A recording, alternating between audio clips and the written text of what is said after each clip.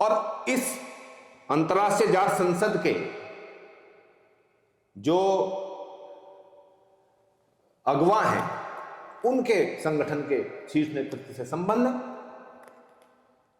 अब अमित शाह जी ने एक मीटिंग में कहा कि मैं अपनी मूंछ का बाल गिरवी रख रहा हूं और ये मेरा वादा है कि आरक्षण पुनः लागू होगा। श्रद्धेय चौधरी चरण सिंह की कर्मभूमि ये मेरठ है और देश के नौजवान, वंचित, बेरोजगार, किसान, युवाओं की वो निर्भीक आवाज उस समय रहे हैं जब कांग्रेस की सरकारें अत्यधिक मजबूत हुआ करती थी। अगर आज श्रद्धेय चौधरी चरण सिंह जी के वारिस जयंत चौधरी जी को बिना निमंत्रण दिए उनका फोटो छापना ये अपमान है श्रद्धेय चौधरी चरण सिंह जी की विरासत। और हम लोग चौधरी चरण सिंह की विरासत के अणु हैं। किसी भी व्यक्ति द्वारा अगर उनकी विरासत को अपमानित किया जाएगा तो समाज उसको स्वीकार नहीं करेगा। उनके प्रति हमारा आदर और सम्मान का भाव उतना ही था, उतना ही है, उतना ही रहेगा। उनके आदर सम्मान के भाव के साथ समझौता करके, आत्मसम्मान के साथ समझौता करके हम राजनीति नहीं करते। समाज के हित में आपने क्या फैसले लिए हैं? पार्लियामेंट में आपने संसद की जो जाट संसद का आयोजन आप समय समय पर करते हो, उसका मूल उद्देश्य क्या है? साथियों नमस्कार, मैं राजेश शर्मा और सेव इंडिया न्यूज के मंच पर आपका स्वागत है। आज सेव इंडिया न्यूज के मंच पर अतिथि के रूप में रोहित जाखड़ जी हैं और रोहित जाखड़ जी राष्ट्रीय युवा महासंघ के प्रदेश अध्यक्ष हैं। और लगातार जब हम राष्ट्रीय जाट महासंघ के प्रदेश अध्यक्ष हैं और जब हम रोहित जी को देखते हैं तो रोहित जी की जो लोकप्रियता है, जो यूथ में लोकप्रियता है, और जब पॉलिटिकल पार्टी की बात होती है, वैचारिक मामलों की बात होती है, तो आप हर मसले में बढ़ चढ़कर हिस्सा लेते हैं और क्षेत्र की राजनीति में हमेशा सक्रिय रहते हैं। आपका रोहित जी बहुत बहुत स्वागत है सेव इंडिया। धन्यवाद साहब। आपको सेव इंडिया के दर्शकों को मेरी राम राम और मैं आपके स्वर्णिम भविष्य की मंगल कामनाएं करता हूं। Thank you sir. 29 मार्च को मेरठ में एक बड़ा कार्यक्रम होने जा रहा है। ये दावा किया जा रहा है कि उसमें लाखों लोग जुटेंगे। मेरठ से मुजफ्फरनगर रोड पे नेशनल हाईवे पे गांव आता है सकौती में हितकारी किसान इंटर कॉलेज है। वहां महाराजा सूरजमल जी की मूर्ति का अनावरण का समय रखा गया है 29 मार्च का, और जिसमें चीफ गेस्ट के रूप में पंजाब के मुख्यमंत्री भगवत सिंह मान जी होंगे। और हालांकि जयंत चौधरी जी का नाम हमने देखा है उसमें लिस्ट में जो पंपलेट छपे हुए हैं उसमें जयंत चौधरी जी का नाम भी है, लेकिन एक चिट्ठी आई है, तरसपाल मलिक जी हैं राष्ट्रीय लोकदल के वेस्ट यूपी के अध्यक्ष, उनकी चिट्ठी के बाद में बड़ा हड़कंप मचा हुआ है। हालांकि वो प्रोग्राम महाराजा सूरजमल जी के नाम पे है। तो जब हम देखते हैं तो पूर्व केंद्रीय मंत्री डॉक्टर संजीव बालियान जी हैं, मेरठ के पूर्व जिला पंचायत अध्यक्ष हैं मनिंदर पाल सिंह जी हैं, और दर्जा प्राप्त मंत्री चौधरी यशवीर सिंह जी लगातार मेरठ के आसपास के गांव में पूरा प्रचार प्रसार कर रहे हैं, लोगों से आह्वान भी कर रहे हैं कि तमाम लोग आएं। और इस कार्यक्रम के आयोजक अंतर्राष्ट्रीय जाट संसद के अध्यक्ष मनु चौधरी जी। तो आपकी जानकारी में है मामला? देखिए, इंटरनेशनल जाट पार्लियामेंट की स्थापना और क्रियान्वयन जो हुआ, इसके जो कार्यक्रम हुए, ये पूर्व से ही कहीं ना कहीं सत्ता के संरक्षण में हुए, और जो इसके संस्थापक अध्यक्ष हैं वो दोनों लड़के राजस्थान के। राजस्थान में जो वहाँ की कुरीतियां हैं समाज में, वहाँ उन्होंने उन कुरीतियों के खिलाफ लड़ाई नहीं लड़ी। उन्होंने राजस्थान के क्षेत्र को छोड़ के विश्वव्यापी संगठन की स्थापना की और जगह जगह साल 2 साल में एक कार्यक्रम ये करते रहते हैं पूर्व में। और ज्यादातर जो इनकी आप वो देखोगे जो कार्य करने का तरीका है, वो चुनाव के आसपास इनके कार्यक्रम ज्यादातर होते हैं।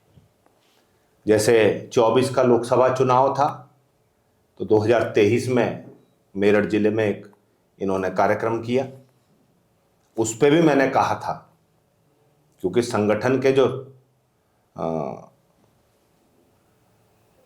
फॉर्मर हैं जिन्होंने इसकी स्थापना करी है, वो लोग एक हमारे समाज के बहुत बड़े उद्यमी राम सिंह कुलहरी के साथ उन्होंने बहुत सहयोग भी अत्यधिक किया इनको, और ये प्रधानमंत्री से भी मिले थे। ये बात मैं इसलिए कह रहा हूं कि समाज में जो मूलभूत समस्याएं हैं, और श्रद्धेय आदरणीय चौधरी अजीत सिंह जी ने इस समाज के हितों की रक्षा के लिए अपने राजनीति की तिलांजलि को स्वीकार किया और आरक्षण दिलाया 2013 में, 14 में। और भारतीय जनता पार्टी ने सत्ता में आने के बाद देश में बहुत बार ऐसा हुआ कि कोई चीज लागू होकर हटी, लेकिन इतिहास में अंकित है कि जब जाट आरक्षण हुआ, जिसमें लगभग 9,25,26,000 बच्चों को उसका फायदा मिला था, और जिस दिन वो हटा तो वो उसी तारीख से हटा जिस तारीख से वो लागू हुआ था। आप समझ रहे हैं? 9 लाख से ज्यादा बच्चों को जिस बात का लाभ मिला था, जिनको ज्वाइनिंग लेटर मिल गए थे, उनको नौकरी से बाहर निकाल दिया गया। कौम मौन रही, चुनिंदा लोग संघर्ष करते रहे। भारतीय जनता पार्टी के शीर्ष नेतृत्व में गृह मंत्री और प्रधानमंत्री से बड़ी कोई ताकत नहीं है आज के दौर में। प्रधानमंत्री ने भी कुछ देश के प्रमुख लोगों की मीटिंग बुलाई, जाट समाज के, वादा किया कि 1 वर्ष 1.5 वर्ष के अंतर्गत हम कमेटी के माध्यम से आरक्षण को पुनः लागू कराएंगे। ये आप इसका मॉडस ऑपरेंडी देखिए।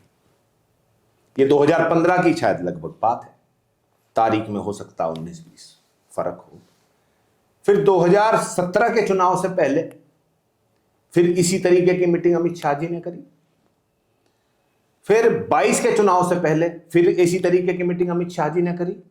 और अपनी मीटिंग में बदेहात की एक कहावत है, और भारतीय जनता पार्टी के भी नेता ये कहते हैं कि अमित शाह जी वचनबद्ध, अपने शब्दों के पक्के हैं, जो कहते हैं वो करते हैं।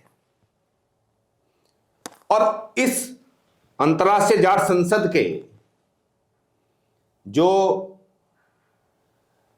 अगवा हैं, उनके संगठन के शीर्ष नेतृत्व से संबंध है। तो अगर आपके देश के शीर्ष नेतृत्व से संबंध हो, तो आप अपने समाज के हित में फैसले दिलाने में सक्षम रहेंगे।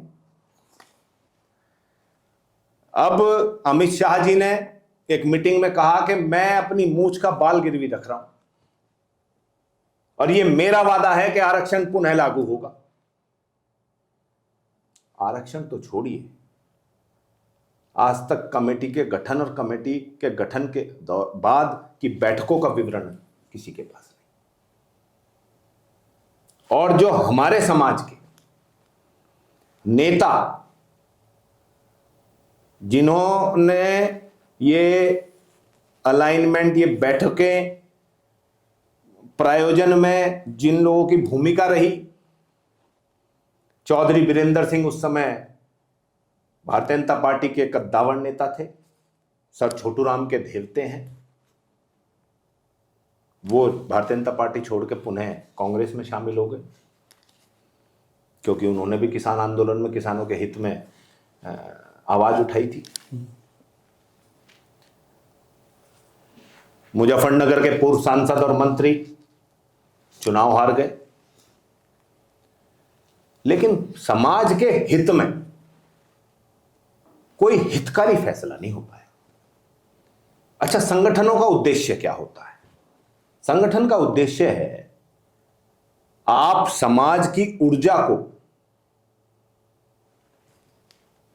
इकट्ठा कर रहे हो, संसाधनों को ले रहे हो और समाज के हित में कोई फैसला नहीं दिला पा रहे या ले पा रहे, तो फिर कहीं ना कहीं अक्षमता तो है। एक लेटर मेरे पास है जी अध्यक्ष जी, मैं इसको पढ़ के सुनाऊं क्या, अगर आपको लगता है जी तो? बताइए। ये कल ये पूरा मैसेज गया। ये लेटर, ये राष्ट्रीय लोकदल के तरसपाल मलिक जी हैं, क्षेत्रीय अध्यक्ष हैं। जी इन्होंने एक लेटर लिखा, महाराजा सूरजमल मूर्ति अनावरण कार्यक्रम में जयंत चौधरी जी के आगमन पर राष्ट्रीय लोकदल का स्पष्टीकरण। जी एक स्पष्टीकरण पत्र लिखा उन्होंने कहा कि आगामी 29 मार्च 2026 को सकोती टांडा स्थित हितकारी किसान इंटर कॉलेज में अंतर्राष्ट्रीय जाट संसद द्वारा महाराजा सूरजमल की प्रतिमा का अनावरण कार्यक्रम आयोजित किया जा रहा है। इस आयोजन में राष्ट्रीय लोकदल रालोद के राष्ट्रीय अध्यक्ष और केंद्रीय मंत्री जयंत चौधरी जी की भागीदारी को लेकर सोशल मीडिया में चल रही चर्चाओं पर पार्टी ने स्थिति स्पष्ट कर दी। उन्होंने कहा है, उन्होंने ये बात कही कि जयंत चौधरी जी के शामिल होने का कोई कार्यक्रम नहीं है। उन्होंने कहा कि शामिल नहीं होंगे। राष्ट्रीय अध्यक्ष जयंत चौधरी जी ने इस मूर्ति अनावरण कार्यक्रम के संबंध में अंतर्राष्ट्रीय जाट संसद के किसी भी पदाधिकारी से ने कोई संपर्क नहीं किया और न ही उन्हें इस कार्यक्रम की कोई जानकारी दी गई है। इनका कहना है कि पार्टी के आधिकारिक दौरों और कार्यक्रम की सूची में इस तिथि को सकोती टांडा का कोई कार्यक्रम निर्धारित नहीं है। मतलब इनका ये कहना है कि जो अंतर्राष्ट्रीय जाट संसद या जो कार्यक्रम के आयोजक हैं, उन्होंने जो फोटो लगाया चौधरी साहब का, जयंत चौधरी जी का, उनका मानना था कि किसी ने भी जयंत चौधरी जी को बताया नहीं कि आपको प्रोग्राम में आना है। उनका फोटो लगा लिया गया, तो उन्हें स्पष्ट कर दिया कि वो कार्यक्रम में नहीं आएंगे। तो उनके कार्यक्रम में ना नहीं, क्या वजह है? महाराजा सूरजमल तो बड़ा नाम है। देखिए राजेश भाई, श्रद्धेय चौधरी चरण सिंह की कर्म भूमि ये मेरठ है और देश के नौजवान, वंचित, बेरोजगार, किसान, युवाओं की वो निर्भीक आवाज उस समय रहे हैं जब कांग्रेस की सरकारें अत्यधिक मजबूत हुआ करती थी। उनके जो पक्ष में मैंडेट है वो आज की भारतीय जनता पार्टी के मैंडेट से भी बड़े मैंडेट हुआ करते थे, लेकिन उन्होंने इनकी अगुवाई करी और इनको मूलभूत अधिकारों को दिलाने में बड़ा योगदान दिया। अगर आज श्रद्धेय चौधरी चरण सिंह जी के वारिस जयंत चौधरी जी को बिना निमंत्रण दिए उनका फोटो छापना, ये अपमान है श्रद्धेय चौधरी चरण सिंह जी की विरासत का। और हम लोग चौधरी चरण सिंह की विरासत के अणु हैं। किसी भी व्यक्ति द्वारा अगर उनकी विरासत को अपमानित किया जाएगा तो समाज उसको स्वीकार नहीं करेगा। आदरणीय जयंत चौधरी जी ने 10-12 वर्ष बहुत बड़ा संघर्ष किया। किन परिस्थितियों में भारतीय जनता पार्टी के साथ उनका गठबंधन हुआ, हमने बहुत कुछ चौधरी अजीत सिंह जी से, चौधरी जयंत जी से सीखा। गठबंधन होने के उपरांत हमें भी लगा कि ये फैसला चौधरी साहब का अनुचित है, ठीक नहीं है। लेकिन अगर उनका फैसला, केवल उनके फैसले से अगर हम उससे इत्तेफाक नहीं रखते तो ये मतलब नहीं कि उनके प्रति हमारा सम्मान और आदर भाव कम हो जाए। उनके प्रति हमारा आदर और सम्मान का भाव उतना ही था, उतना ही है, उतना ही रहेगा। उनके आदर सम्मान के भाव के साथ समझौता करके, आत्मसम्मान के साथ समझौता करके हम राजनीति नहीं करते। वेस्ट यूपी, जो पश्चिम उत्तर प्रदेश है, ये किसानों के मसीहा भारत रत्न चौधरी चरण सिंह की धरा है जी। और आज वो नहीं है। आज उनके वारिस के रूप में उनके पौत्र केंद्रीय कृषि मंत्री जयंत चौधरी हैं जी। तो वेस्ट यूपी में अगर महाराजा सूरजमल जी की प्रतिमा का इनॉग्रेशन हो तो क्या लगता है कि वेस्ट यूपी में जयंत चौधरी से बड़े नेता पंजाब के मुख्यमंत्री भगवत मान सिंह? देखो, देश में चौधरी चरण सिंह से बड़ी विरासत किसी के पास नहीं है, नेता तो छोड़िए। और अगर महाराजा सूरजमल की मूर्ति का अनावरण करना है तो महाराजा सूरजमल से बड़ा अजय योद्धा जिसने 80 युद्ध लड़े, एक भी नहीं हारा। अंग्रेजों ने उनके किले की बाउंड्री, दीवारों को जो तोड़ा जाता था वो अगले दिन चिन्ह के तैयार हो जाती थी। उस पे एक किंवदंती है, 8 फिरंगी 9 गौरा, लड़े जाट को 2 छोरा। ये उनके साहस, अदम्य साहस, आत्मविश्वास, निर्भीकता और बहादुरी की मिसाल है, इतिहास में अंकित है। और इतिहासकारों ने समय समय पर लिखा है, 18वीं 17वीं शताब्दी में 20 वर्ष महाराजा सूरजमल और जवाहर सिंह की जो तलवार चली है वो आम जनमानस के मान सम्मान स्वाभिमान की रक्षा के लिए चली है। जब जब देश में आक्रमणकारियों ने हमला किया तो लोहागढ़ के कपाट हर व्यक्ति के लिए, चाहे वो मराठा हो चाहे और समाज हो, और उनके फौज में हिंदू मुसलमान की एकजुटता का प्रेरणादायक परिचय है। तो महाराजा सूरजमल के व्यक्तित्व को अगर पढ़ना है, महाराजा सूरजमल के विराट व्यक्तित्व की जैसे व्यक्तित्व की मूर्ति की स्थापना करनी है तो स्थापना भी ऐसी विराट जगह होनी चाहिए जहां लोग, आने वाली पीढ़ियां भी उससे निकलें तो उसके बारे में पढ़ें, पूछें कि इतनी विराट मूर्ति किसकी है। ये काम तो आयोजकों का है।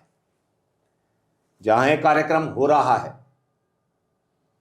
वो मेरठ से लगभग 25-30 किलोमीटर दूर है। मकसद 2 हैं, बात 2 हैं। क्या केवल मूर्ति की स्थापना करने की वजह से स्थापना की जा रही है, या विराट व्यक्तित्व के स्थापना के बाद समाज में एक संचार संचारित हो उसके लिए की जा रही है। पहली बात तो आपने इस क्षेत्र के पश्चिम उत्तर प्रदेश के सापेक्ष यहां के सबसे बड़ी विरासत के व्यक्ति को आमंत्रण नहीं दिया। पश्चिम उत्तर प्रदेश में अगर भविष्य में भी किसी को राजनीति करनी है और हमारे समाज के व्यक्ति को, तो वो चौधरी चरण सिंह की विरासत को दरकिनार करके नहीं कर सकता। जब जब श्रद्धेय चौधरी चरण सिंह की विरासत को किसी ने भी चैलेंज किया तब तक लोगों ने खड़े होकर, उठ के, सड़क पे निकल के उन्हें ताकत देने का काम किया और वही माकूल जवाब सरकार को दिया। आपको लगता है जो प्रोग्राम है, जो पंपलेट्स में नाम छपे हुए हैं, फोटो छपे हुए हैं, ज़्यादातर यहाँ लोकल में अगर हम बात करें तो मुजफ्फरनगर सांसद का उसमें फोटो नहीं है, बागपत के सांसद डॉक्टर राजकुमार सांगवान जी का फोटो नहीं है। तो वो जो पंपलेट है वो सिर्फ उनके फोटो लगे हैं जो आयोजक हैं, या वेस्ट यूपी के जो बड़े नेता हैं जो और दलों के हैं, दूसरे बीजेपी के अलावा दूसरे नेता हैं, क्योंकि अगर हम बात करें हिंद मलिक समाजवादी पार्टी के नेता हैं, डॉक्टर राजकुमार सांगवान राष्ट्रीय लोकदल के सांसद हैं, मुझे लग रहा है कि कहीं इनका मैंने फोटो देखा नहीं। हो सकता है इन्हें इन्विटेशन किया हो, आमंत्रित किया हो। देखो एक बात सुनो, जब जयंत चौधरी से बिना इनविटेशन के उनका फोटो डाल दिया तो बात खत्म हो गई। जब आप एक दल के राष्ट्रीय अध्यक्ष को नहीं पूछ रहे, चौधरी चरण सिंह की विरासत के प्रमुख अंश को नहीं पूछ रहे, तो बाकी लोगों को आप कहां पूछ रहे हो? और जिस क्षेत्र में मूर्ति की स्थापना है वो मुजफ्फरनगर लोकसभा क्षेत्र है, वहां के सिटिंग सांसद भी जाट हैं। ये कार्यक्रम सेलेक्टिव लोगों को क्यों बुलाया जा रहा है? ये उन लोगों को क्यों बुलाया जा रहा है जो सत्ता के लोगों के साथ कहीं ना कहीं अलाइनमेंट में हैं या जिनका कोई इस क्षेत्र से लेना देना नहीं है। भाई, महाराजा सूरजमल राजस्थान में लोहागढ़ किला भरतपुर में, मेरठ जिले में उनकी मूर्ति की स्थापना हो रही है, प्रतिमा की स्थापना हो रही है, और उसके बाद यहां की सबसे बड़ी विरासत के व्यक्ति को, उनके अंश को नहीं पूछा जा रहा। जो देखिए, महाराजा सूरजमल के प्रति अगर हम सच्ची श्रद्धांजलि की बात करें तो उनके पाठ्यक्रम भारत की पढ़ाई में सम्मिलित हो, ये लड़ाई होनी चाहिए। बिल्कुल। और केवल महाराजा सूरजमल नहीं, हम समाज के संगठन का दायित्व लोगों ने हमें दिया है। जो हमारे महापुरुष हैं उनकी शौर्य गाथाएं पाठ्यक्रम का हिस्सा बने, मुझे लगता है वो लड़ाई हमें लड़नी चाहिए। और जो भी व्यक्ति इस लड़ाई को लड़ेगा, हम तो प्रयासरत हैं ही, हम उसका समर्थन करेंगे। लेकिन जब इतिहास में आप उनकी विरासत को जिंदा रखने के क्या तरीके हैं, उनका तरीका, सबसे बड़ा तरीका यह है कि आप उसको किताबों में पढ़ो, आप उसको अपने पाठ्यक्रम में सम्मिलित कराओ। इन्होंने सबसे पहले कहा कि महाराजा सूरजमल की मूर्ति की हम लड़ाई लड़ रहे हैं, पार्लियामेंट में लड़ाई लगेगी। तो संसद में लगी है क्या महाराजा सूरजमल जी की प्रतिमा? बिल्कुल नहीं लगी। पहले बहुत सारी मांग हुई कि संसद में जो है अंदर उनकी प्रतिमा लगाई जानी। और इस संगठन ने, जब ये लोग प्रधानमंत्री से मिले तो इन्होंने बात कही थी कि हमने महाराजा सूरजमल की मूर्ति को संसद में लगाने की मांग करी। मांग पहले से होती रही, क्योंकि प्रधानमंत्री से मिलना, भाई आप और हम नहीं मिल सकते, हो सकता है बहुत से सांसद ना मिल पाते हो, तो कहीं ना कहीं भारतीय जनता पार्टी से इनका गहरा गठजोड़ तो है, अंतर्राष्ट्रीय जाट पार्लियामेंट का। बिल्कुल। व्यक्तिगत मुलाकात अगर कोई देश के प्रधानमंत्री से कर रहा है तो क्या उसका गठजोड़ है या नहीं है, आप बता दीजिए। हाँ, बिना गठजोड़ के, बिना अगर हमारी पहचान नहीं होगी तो कैसे मिल रहे हैं? और इस पहचान का फायदा समाज को क्या मिल रहा है? समाज के हित में आपने क्या फैसले लिए हैं? पार्लियामेंट में आपने संसद की जो जाट संसद का आयोजन आप समय समय पर करते हो, उसका मूल उद्देश्य क्या है? नहीं, उसमें तो ये अब चलो इनकार कर दिया जयंत चौधरी जी, वो नहीं आ रहे, लेकिन महाराजा सूरजमल बड़ा नाम है, उनके प्रतिमा का नाम तो होगा। और ये भी दावा है कि बड़ी संख्या में लोग जाएंगे, क्योंकि लोगों में भावनात्मक जुड़ाव है महाराजा सूरजमल जी को लेकर। देखो, महाराजा सूरजमल के अदम्य साहस और शौर्य के समकक्ष कोई परिकल्पना नहीं की जा सकती। उनका स्थान बहुत ऊंचा है और ऊंचा रहेगा। उन्होंने अपने उसूलों के साथ जीवन लड़ा, जीवन में लड़ाइयाँ लड़ी और आगरा के किले को जीता, और समय समय पर देश की किसान जातियों को इकट्ठा करके दिल्ली के इर्द गिर्द इकट्ठा करने का काम उन्होंने किया। और उनके मूल में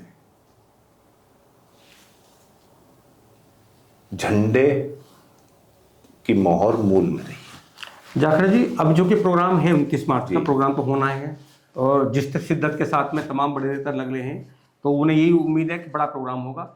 इसके बाद 2027 का विधानसभा का चुनाव भी है जी। क्या ऐसा तो नहीं है कि महाराजा सूरजमल की प्रतिमा स्थापित होगी, उसके पीछे कुछ और पॉलिटिकल एजेंडा भी है क्या? आपको लगता है ऐसा कुछ? देखो, जो लोग इस कार्यक्रम के लिए लोगों को अब संपर्क कर रहे हैं, वो सब लोग एक दल से ताल्लुक क्यों रखते हैं? और जो विश्व की सबसे बड़ी पार्टी कहने वाले लोग, बिल्कुल कहीं ना कहीं इसका उद्देश्य कुछ इनके कार्यशैली से जो संदेह समाज में उत्पन्न होता है, उसके सवाल तो समाज पूछेगा। पंजाब के मुख्यमंत्री जी के बारे में आप क्या कहना चाहोगे? देखिए, वो आएंगे, इनॉग्रेशन करेंगे। मुख्यमंत्री का पद राजनीति में बहुत बड़ा पद होता है। व्यक्ति कुछ भी रह ले, मुख्यमंत्री रहना चाहता है। मुख्यमंत्री के पद पर सुशोभित है भगवंत मान। आप मेरठ की क्रांति धरा पे वो आ रहे हैं, उनका दिल की गहराइयों से स्वागत है।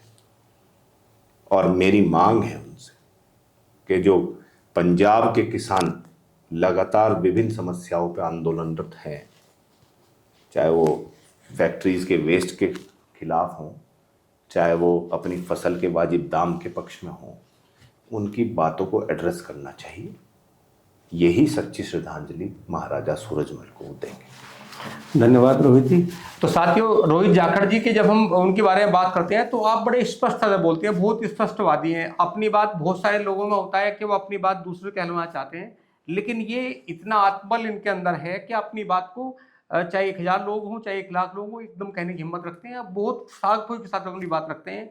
तो आप आए आज 7 डे न्यूज के मंच पर, और यहाँ भी जो 29 तारीख को जो प्रोग्राम होने वाला है उसको लेकर जो इनके मन में भाव थे, इन्होंने बहुत एकदम प्रकट किए भाव, और बताया इन्हें जहाँ कमी थी वो कमी बताई, जहाँ अच्छाई होने वाली है वो अच्छाई के बारे में इन्होंने बताया। तो सर, आपका बहुत बहुत धन्यवाद। बहुत बहुत धन्यवाद राजेश भाई, और सेव इंडिया के दर्शकों को मेरा कोटि कोटि नमन।